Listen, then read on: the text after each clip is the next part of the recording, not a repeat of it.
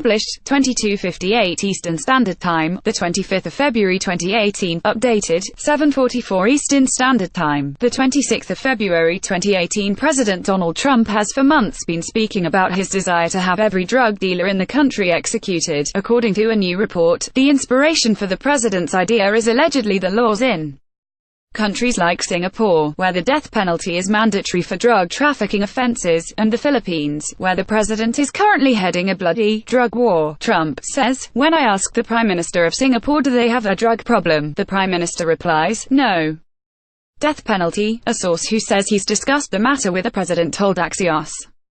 Singapore's Misuse of Drugs Act dictates that anyone caught with a high volume of drugs is automatically presumed to be trafficking. The death penalty may be applied if someone is caught with more than 15 grams of heroin, 30 grams of cocaine, 500 grams of cannabis, and 1,200 grams of opium, among other drugs and amounts. 5 sources close to the president told Axios Trump often talks about wanting to extend the death penalty to drug dealers. The inspiration for the president's idea is the laws of country like Singapore, where the death penalty applies to drug dealers.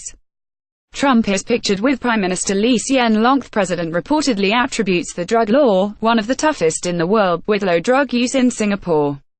According to 5 different sources, Trump is passionate about the issue, often saying drug dealers are as bad as serial killers and should all be punished with death. He often jokes about killing drug dealers. He'll say, "You know, the Chinese and Filipinos don't have a drug problem. They just kill them," an anonymous senior administration official told Axios. More than 12,000 people have been killed in the Philippines in drug-related operations since President Rodrigo Duterte took office in June 2016, according to Human Rights Watch. Duterte has lobbied to bring the death penalty back to the Philippines and has stated he would be happy to slaughter drug addicts. As reported by the New York Times, he'll say, "You know, the Chinese and Filipinos don't have a drug problem.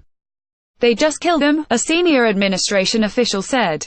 Trump is pictured with Filipino President Rodrigo Duterte. White House advisor Kellyanne Conway said Trump only wants to execute high-volume dealers who are killing thousands of people. Trump reportedly thinks a soft approach to drug offenses will never work and tells those close to him that the government has to teach children that they will die if they take drugs and make drug dealers fear for their lives.